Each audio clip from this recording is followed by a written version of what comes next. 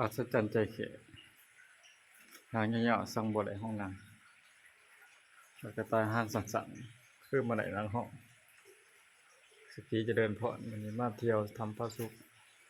แข่งสารวัตรเรียกว่าว่าทำนำหลอดโอ้บรรยากาศปากว่าจังมาเบิ่งมาเที่ยวพระสุขน้ำมันก็มีตลอดเวลาได้เย็นชุ่มชื้น